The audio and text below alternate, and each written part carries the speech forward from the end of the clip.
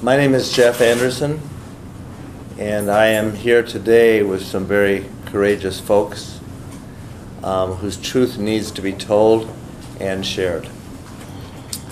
To my right is Patty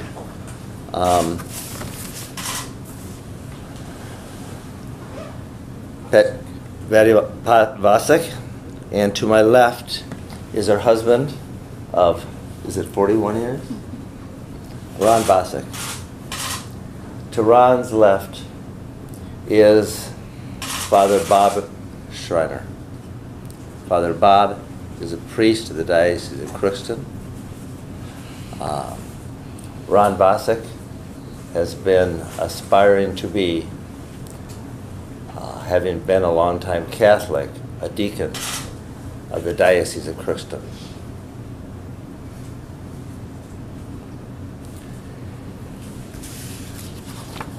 This morning, actually late last night, Ron filed a civil suit against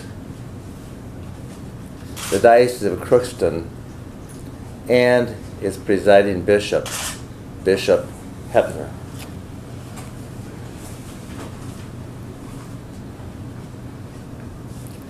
He brought this suit because the truth of what has been done, both past and in the present, needed to be revealed.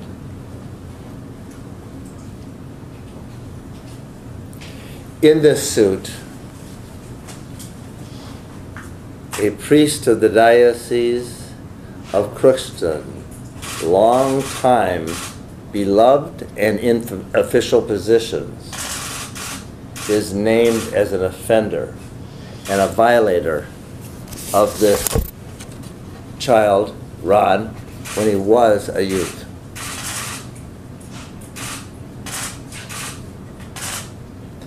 And the priest that violated him is Monsignor, formerly Father Grundhaus, well known and beloved in the Diocese of Crookston.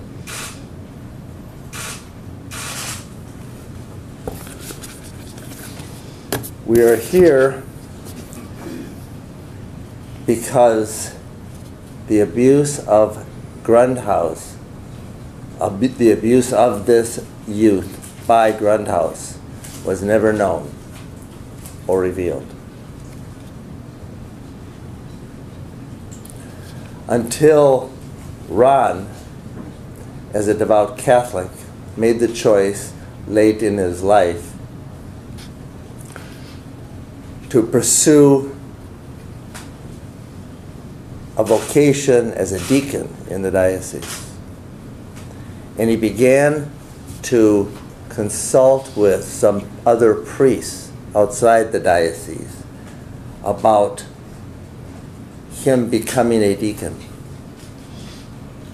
And he said to them, when I was a teen, I was abused by Father Grundhaus, Monsignor Grundhaus. Do you think, fathers, that will be a problem in becoming a deacon? And they said, you have to tell that. You have to report that. We're reporters, you have to report that. Not long after that conversation with those priests,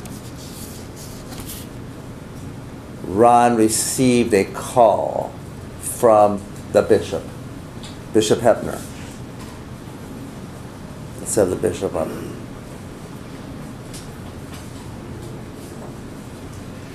At that time, he met with Bishop Hoeppner.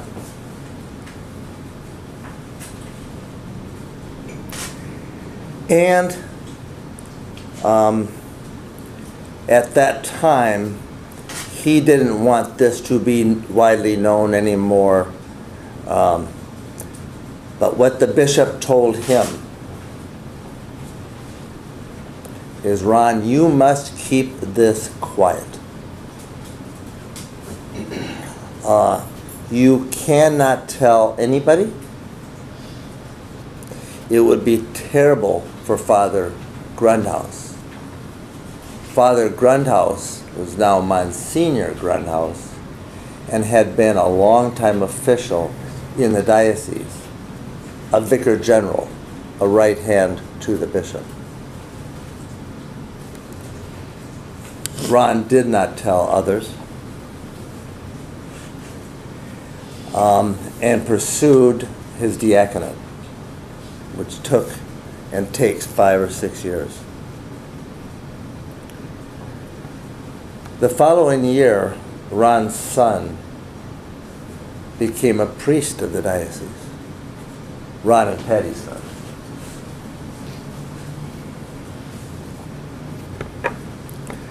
And about that same year, Ron begins the process of becoming a deacon in the diocese, in the church that he loves, and that his family has devoted their life to.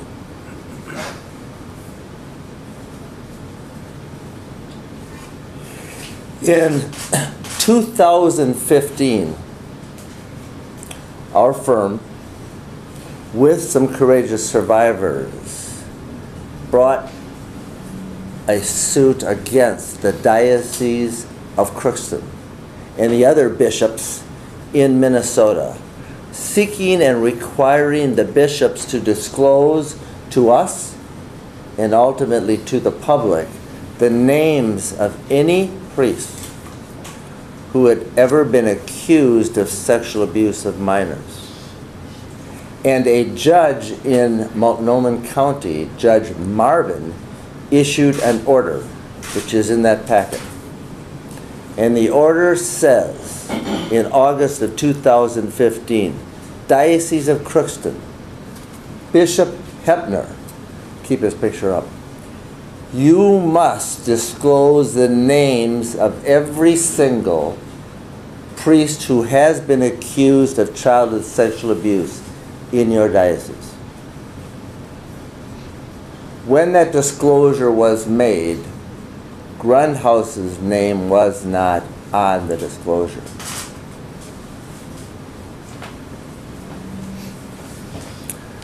A month and a half to 2 months after that order was issued by the judge to the bishop, and before the disclosure was made, or required to be made, to us, of those names, Ron received a call from the bishop.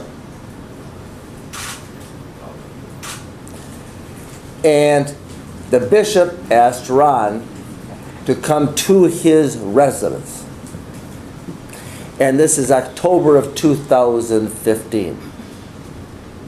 Ron thought it had to do with him and his progress as a deacon, and answered the call to the bishop's residence.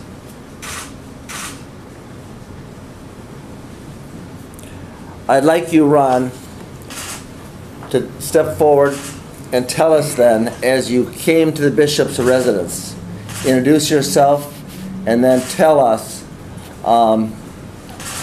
what happened.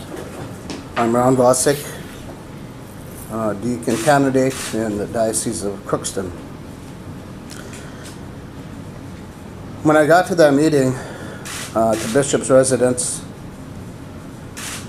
we went into the back patio area of his house, and he was asking me how classes were going, because we were in the midst of some pretty heavy stuff in the class, and I thought he was going to try to encourage us and me to keep on going. Instead, he handed me a letter which stated, and he said it was written by, well, to go back a little bit, he said, we got a call from a diocese. The Monsignor Grundhaus can't serve in our diocese. And he said this letter was composed, so he handed me this letter, and he said, Monsignor Foltz compose this letter for you to sign. And what this letter does, it says that something to the effect, and I never got a copy of it, which I wish I would have, said that while on a trip to Columbus, Ohio, when you were with Father Grundhaus, nothing happened. I read the letter and I thought, if I sign this letter, it's a lie.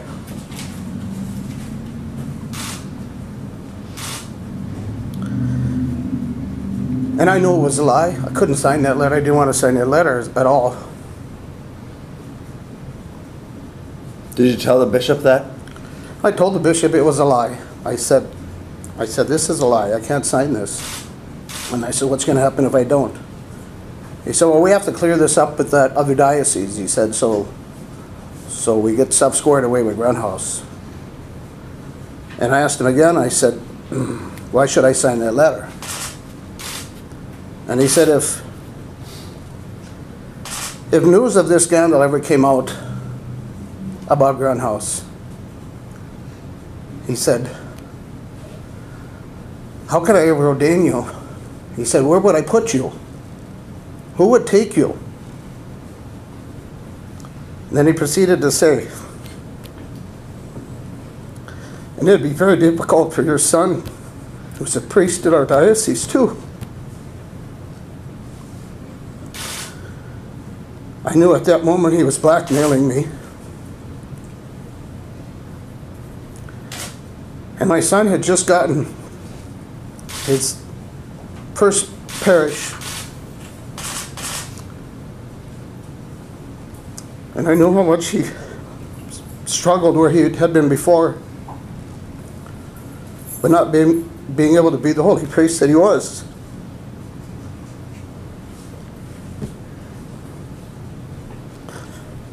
I signed that letter to protect my son, because I knew how evil a man the bishop could be if he wanted to be.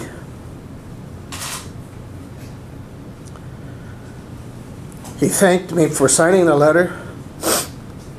I never did get a copy of it, like I said. He said he was going to go in the vault or something like that. And I left feeling like I had been re-abused all over again. I still at this point had never told my wife or anybody else what happened. My mother was still alive. Monsignor Grundhaus' mother was still alive. My mother thought Grundhaus was one of the boys. That's why they trusted him to take me to Columbus, Ohio. Mrs. Grundhaus was one of the sweetest women I've ever met in my life. I knew how proud we were of our son. And I didn't want to take that pride away from Mrs. Grundhaus. Knowing that her son had done that to me.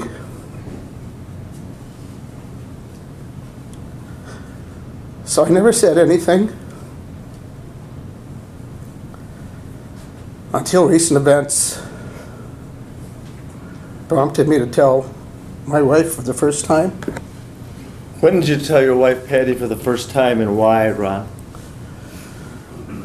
It was on a meeting that I was at with Father Bob after Formation Weekend.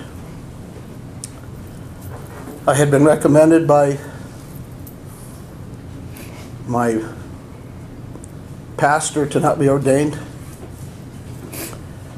and nobody could figure out what was going on. So at that meeting with Father Bob and my wife, after Father Bob had explained the letter to me that he had received from the bishop, I said, I knew I had to tell him what was going on. so that it would make sense of what was happening to me at this moment. And at that time I revealed to them my abuse in Columbus, Ohio, and my silence, the reasons for my silence, and the coercion that was perpetrated against me by the bishop.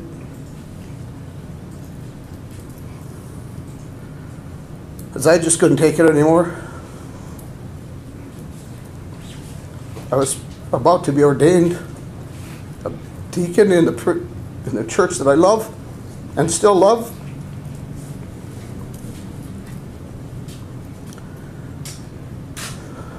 But I just felt I couldn't be ordained. I couldn't be ordained without revealing what I know, because I'm a man about truth. Anybody that knows me knows that I can be extremely blunt in the truth to a fault of my own. At some point, Ron, as a part of becoming the deacon, the bishop asked you to also take an oath of fidelity and also a profession of faith. And tell us about what that was, and then what role that particular demand placed on your conscience and the burden that you were then carrying and now sharing. Part of the process of being ordained, there's many parts to it, but one of the final pieces is that you sign a profession of faith which says you believe everything the Catholic Church teaches, and you will uphold it. And it went through the profession of faith, what the Church teaches, and I to this day never have ever doubted one thing the Catholic Church teaches. One of the sentences in here says, I also firmly accept and hold each and everything definitively proposed by the Church regarding teaching on faith and morals.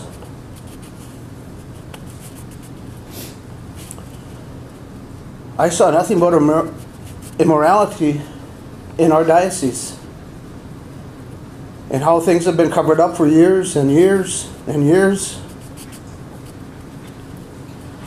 And if there had been other victims like me who had been silenced by the bishop or by anybody, or who had the fear of coming forward because of shame or whatever reason, I carried this burden with me for 46 years.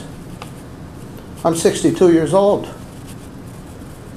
There might be a lot of other people out there like me. And I read that and I said, the morals part, this is something that I have to do morally. And I signed that letter knowing that I must do something. The other part is the oath of fidelity, which means that I will carry out everything in my duties as a deacon according to the norms of the Church. This sentence, I shall follow and foster the common disciplines of the entire Church, and I shall maintain the observance of all ecclesiastical laws, especially those contained in the Code of Canon Law.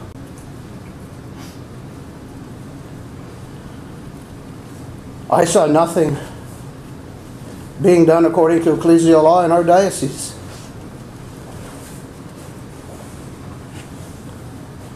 There were cover-ups. There was intimidation. According to canon law, that's forbidden. And according to ecclesiastical law, that's forbidden.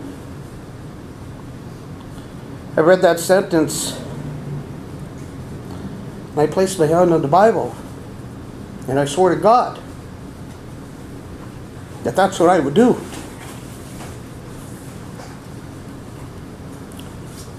As I signed that letter, Bishop Hoeppner was standing 2 feet away from me.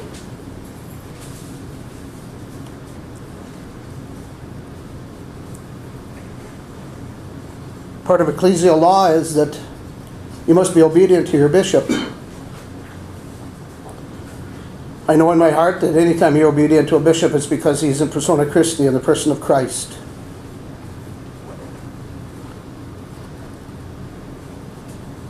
I did not see that in him.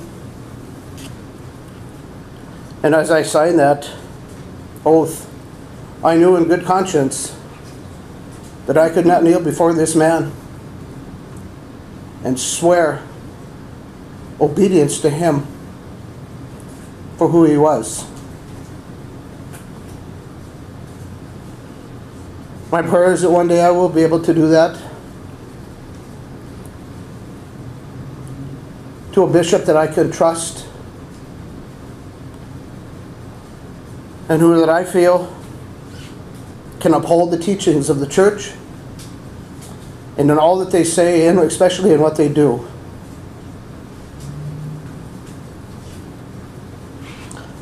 That's why I'm here today. And I think you have answered this question in your words. Stay here, Ron. I think you've answered this question, but I want to put it to you again. Why then, today, do you file this claim, this lawsuit against the Diocese of Crookston, and name the bishop, Bishop Michael Joseph Hoeppner, accusing him of the crime of coercion, and choosing to make this as public as it is being made here today? Why, sir? The last 3 popes, once the sex abuse stuff started coming out, have mandated to their bishops that they clean this stuff up. And they haven't done it. Not enough of them have. Many have, and thank God for that. But in our diocese, it wasn't happening. And I didn't know how many other victims were out there. And I didn't know how many other people had been coerced by the bishop to remain silent. The only way that my voice could be heard was this way. I often thought of the Anderson firm as being, I know I was an abused person for this many years. Every time I heard that Jeff Anderson was bringing a suit against a priest, in my heart it crushed me, because I thought, how many of them are out there like that? But in my heart I also knew that Jeff was doing what needed to be done. Something that I had not yet had the courage to talk about. So the suit is being filed so that we can bring justice to those who are unheard. So that we can get to the truth. To bring the people responsible for any abuse that they've perpetrated against youth. Any coercion that they have perpetrated against people that have tried to report it but have been silenced. To give them courage to come forward. And if they can hear my voice, please come forward. I would be an advocate for you.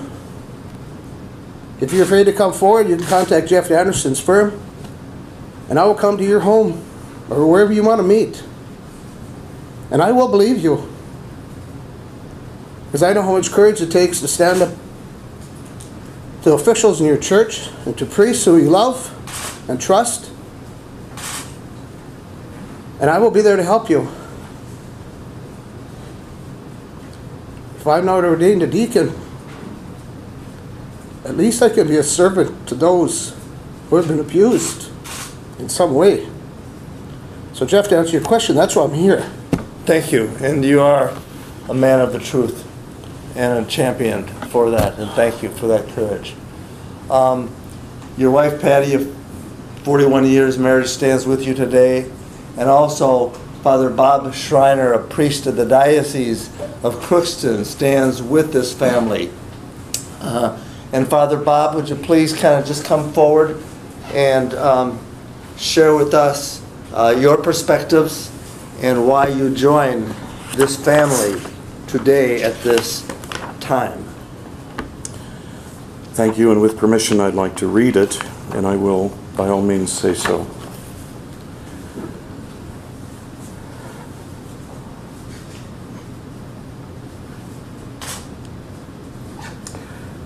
The quickest summation of what I have to say and why I stand here with Ron today is this: I believe him. I've known Ron and his wife Patty throughout my 28 years of priesthood. I have served with them on retreat teams. I've walked with them as their son moved through his years of seminary to the priesthood. And I have served as the diocesan formation director of the diaconate, walking with Ron these past 5 years of his formation in preparation for ordination. On March 15th of this year, I received a call from Bishop's secretary calling me to a meeting with Ron's pastor and the bishop. That meeting occurred on Thursday, March 16th in the bishop's office with the bishop, the vicar general, Ron's pastor, and myself in attendance. Bishop then presented to me a copy of an unsigned, undated letter which had the pastor's name on the bottom. The letter was withdrawing the pastor's support for Ron's ordination in June. I say withdrawing his support because the previous week I had just submitted Ron's file, along with all the other candidates' files, recommending to the bishop Ron's call to orders. Ron had received unanimous consent from those concerned with his formation, including an unqualified recommendation from his pastor. This abrupt and complete turnabout was at best inexplicable to me, and at worst outrageous, since to my mind it was going to be devastating to Ron. And as a matter of formation, the issues as stated in the letter were unwarranted in my estimation, and I said so in that meeting. By meeting's end, the bishop had directed me to speak with Ron and review the letter with him, and I was told to stress that Ron needed to be humble and to have a servant's heart. And I was to tell Ron that after the bishop returned from his trip, he would meet with Ron with a final decision about his call to orders. So 2 days later, on Saturday, March 18th, I met with Ron as I was directed. His wife Patty was also present at Ron's request. We reviewed the letter, and I communicated Bishop's message to him that the next step was to meet with the bishop after he returned from his trip. After about 20 minutes or so discussing the letter, Ron put the letter down and said, "Now I'm going to tell you and Patty something that will break your hearts." I looked at Patty, who said, "He told me on the way over here that I was going to hear something that I didn't know." Tearing up and with a quivering voice, Ron proceeded to say, "I was abused by this diocese 46 years ago, and I'm still being abused by it, but no more." At that moment, my heart sank.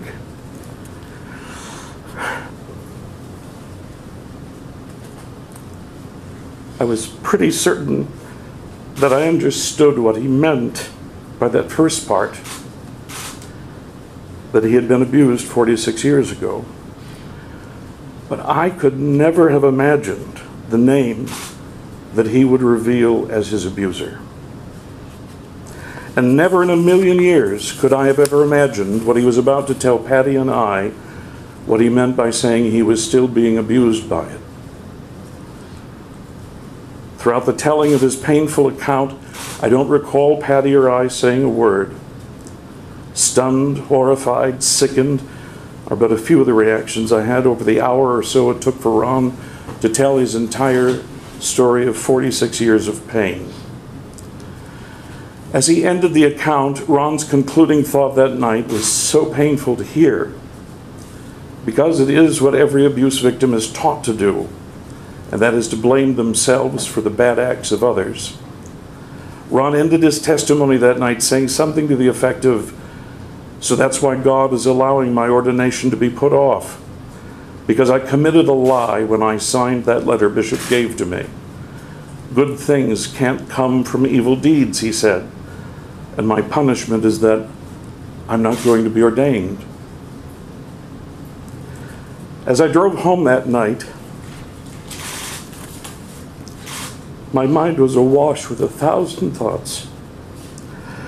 But among them, these two stood out with laser-like clarity. First, I was profoundly aware of the incredible courage, vulnerability, and trust Ron had just shown in telling this account to a cleric of the Diocese of Crookston.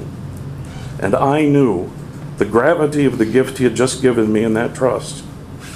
I resolved that night that I had to walk with him on this journey, uncertain as to all that that would mean. And second, I believed him. As the account unfolded with each horrifying revelation and event and name, my heart would sink lower and my mind would flinch at the fact of them, not wanting to believe it. But at no point during his testament that night, nor since, did my intuition click with the thought that that doesn't ring true or that just doesn't sound right.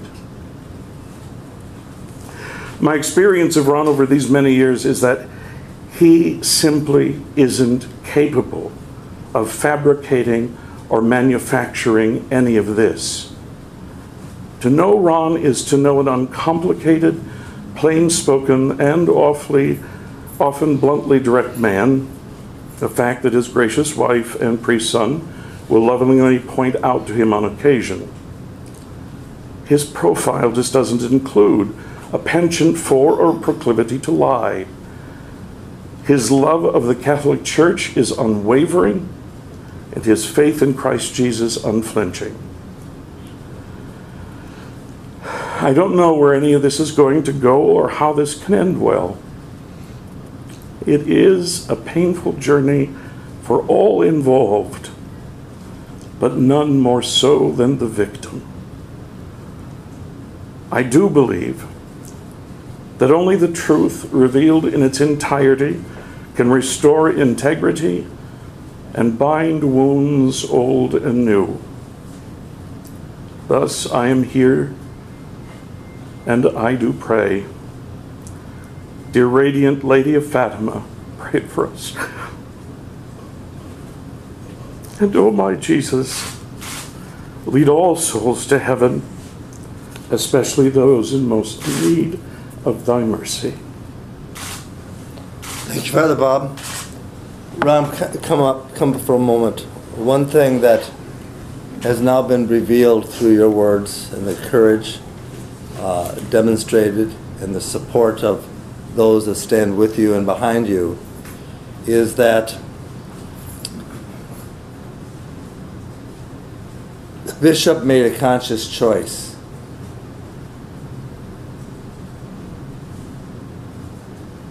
to conceal this truth and to protect one of the top officials of this diocese, his.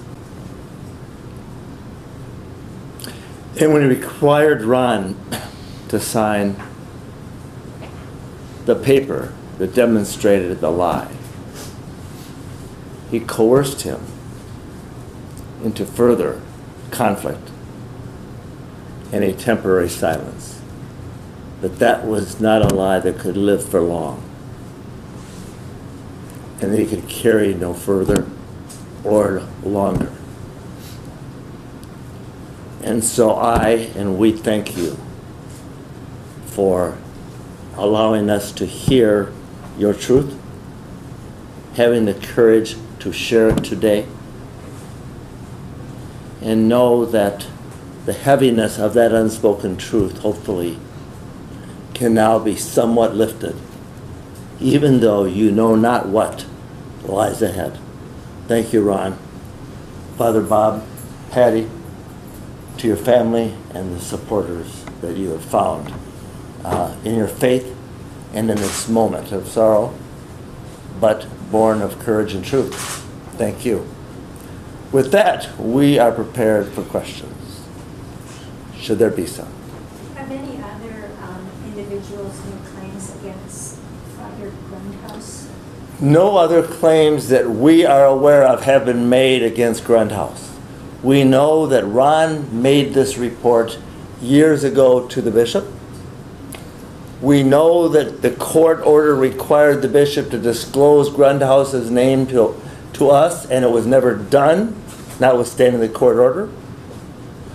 We know that this is the first time Grundhaus's name has ever had been revealed publicly, or to the community of faith, or to anybody outside the circle of the bishop. And we also know, therefore, that because Grundhaus did this to others, there's a probability that others are suffering in silence, the same way Ron had to for so many years. And so we know that when a survivor shares a long-held secret such as this, it can give permission to others to share such a secret. We also know that Grundhaus has a long and distinguished career as a priest, a former Vicar General of the Diocese of Crookston. We know that he's remained in the priesthood in good standing and has been doing services even after these reports were made to the bishop, and continued to be in good standing and working while retired as a supply priest as recently as this Easter, without anybody knowing, and without the bishop having told or disclosed to anybody in the community, in the pews, or any place else what he knew. The Grundhaus had been accused by a very credible man. We know that. And what remains to be known is yet to be revealed. But today we know that. And that is wrong. Jeff, so was there any lawsuit against Grundhaus, or did the window for filing claims from decades ago close, and is this a way to get at it by accusing the bishop of coercion? Well, the question is about the statute of limitations, and there had been a 3-year window that allowed a survivor, or any survivor, to bring a claim for the harm that had been done and reveal their truth. That window has closed. Today's suit and today's action and the choices made by Ron and his family, with the full support of his family, was designed to use the vehicle of this suit against the Bishop Hoeppner for the practice of concealment of this known abuse and his truth, and then the coercion, which is recent in time, to suppress that truth. And that's his goal, that's our goal, and that's why we're here, and that's why he is making the choice he has. Yes, Jeff, either you or Mr. Bosick comment on sort of how this feels, I mean, this situation has impacted his feelings about his faith and about the church, and I sense that they're still sort of struggling with that. Ron, I think you need to step forward, and the question is this: how has this, what you've described today, the bishop's initial reaction to you when disclosed to him, and then how he treated you when he called you to his residence and required you to sign a paper that you called the lie, and how has that affected your faith, and how are you doing? To answer your question, I would not have entered the diaconate program if I had a question about my faith at all. Knowing what I knew and knowing what I still had to keep secret, my faith in the Catholic Church has never wavered one bit and never will.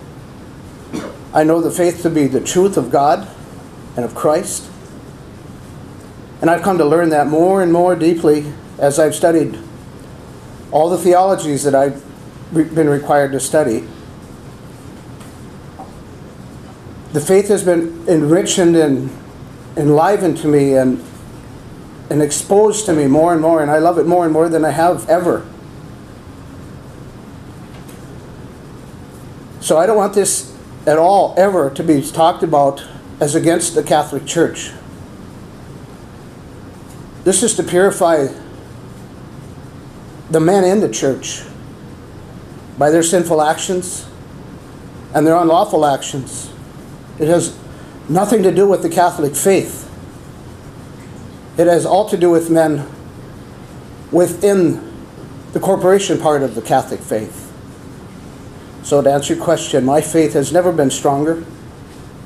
I will not waver from it one bit. And it's because of my faith and my trust. When Jesus says to Pilate asked him, what is truth? He was looking at truth and he didn't understand it. There's a lot of people that are running the church that look at truth and don't understand it. My goal is that they will understand truth. The truth will set you free. And that's why I'm here today. And so Ron remains a man of deep faith, no confidence in the bishop as a truth teller, but evidence, both in this claim and the history we now know to be and revealed by him, that the bishop has made conscious choices to conceal and not reveal the truth that Ron has shared with us today with his family.